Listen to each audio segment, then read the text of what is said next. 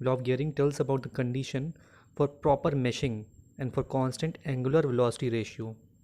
According to the definition, the condition for constant angular velocity ratio between two gears is that the common normal at the point of contact between two pairs of teeth must always pass through the pitch point.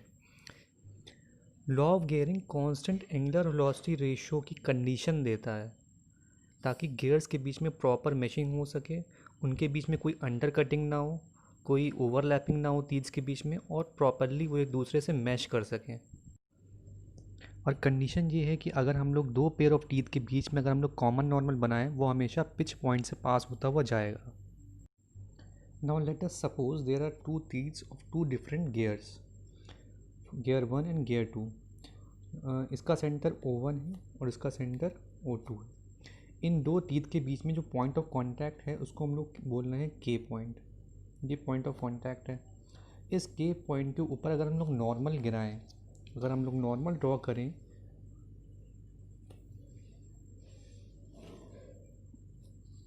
और इन दो centre को अगर हम लोग मिला दें,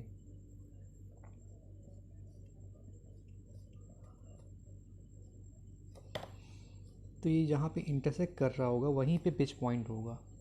जहाँ पे ये इंटरसेक्ट कर रहा होगा ये कॉमन नॉर्मल और सेंटर टू सेंटर लाइन, वो इसका पिच पॉइंट होगा पॉइंट P। मतलब अगर हम लोग इस गियर के लिए पिच सर्किल बनाएं और इस गियर के लिए पिच सर्किल बनाएं, तो जहाँ पे दोनों सर्किल टच करेंगे उसको बोलते हैं पिच पॉइंट।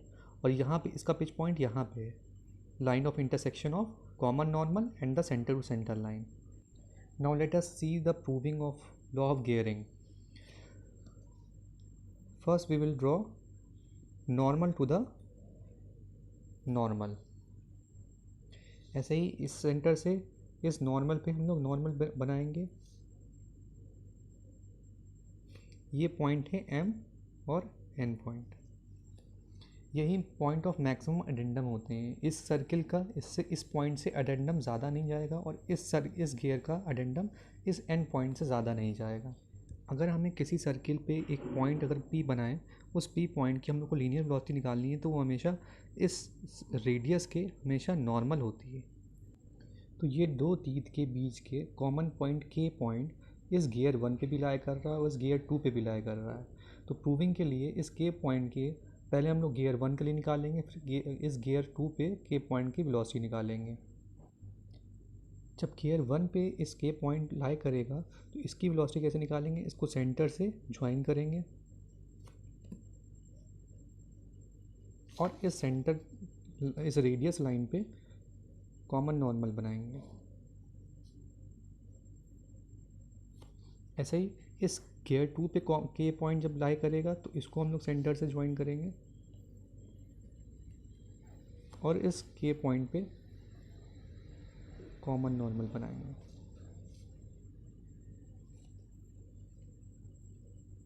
ये वेलोसिटी 2 है और ये वेलोसिटी 1 है।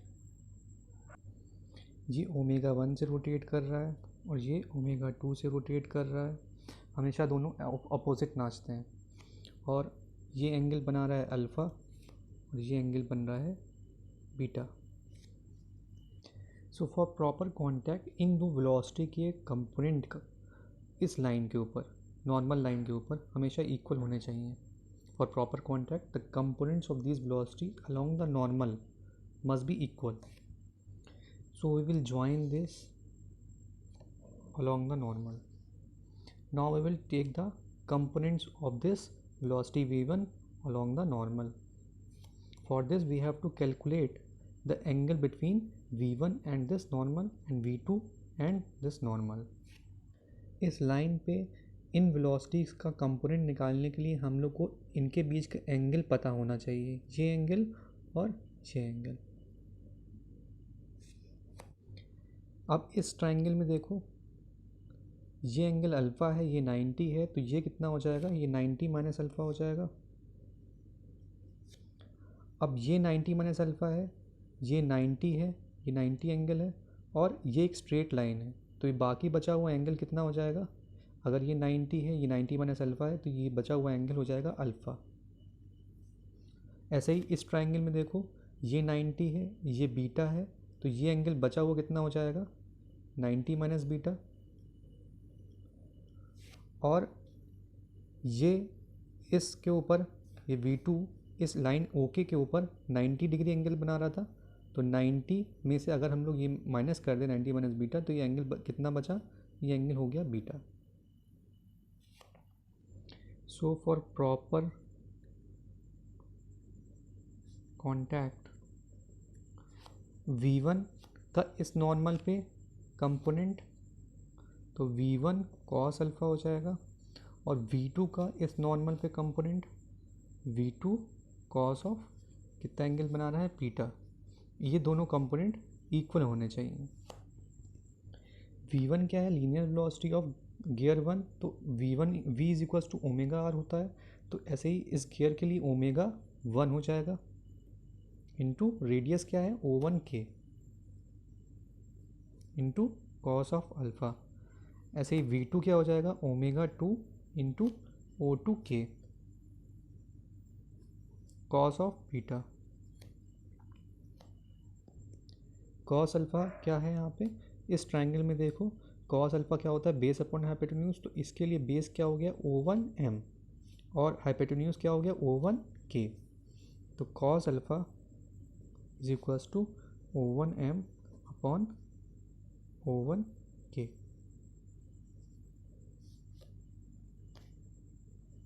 सिमिलरली कॉस ऑफ बीटा क्या हो जाएगा O2N अपॉन O2K। ये दो वैल्यूज़ अगर हम लोग इस इक्वेशन में पुट कर तो बचा क्या हम लोग के पास O1K कैंसिल, O2K से O2K cancel, omega 1 upon omega 2 is equals to O2N upon O1M। अब इन दो ट्रायंगल के बीच में सिमिलैरिटी प्रूव करके हम लोग O2NP और O1PM के बीच में अगर सिमिलैरिटी प्रूव करें in triangle O2NP and O1MP, by similarity we can say that O2N upon O1M is equals to O2P upon O1P। तो ये O2N अपॉन O1M का रेशियो को हम लोग O2P अपॉन O1P भी कह सकते हैं, तो इसका मतलब यहाँ पे इसके जगह हम लोग O2P अपॉन O1P भी लिख सकते हैं। इसका मतलब omega 1 upon omega 2 is equals to O2P upon O1P।